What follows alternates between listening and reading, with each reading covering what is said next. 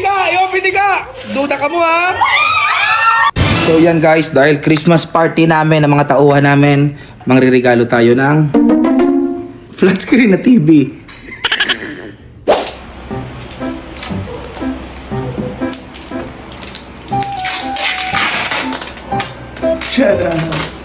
Balot na natin.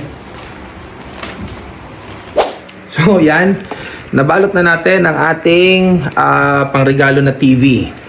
So pupunta na tayo sa Christmas party. Let's go!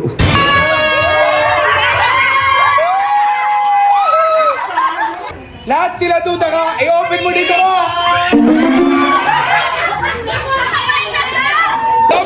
I-open ka! Duda ka mo ha!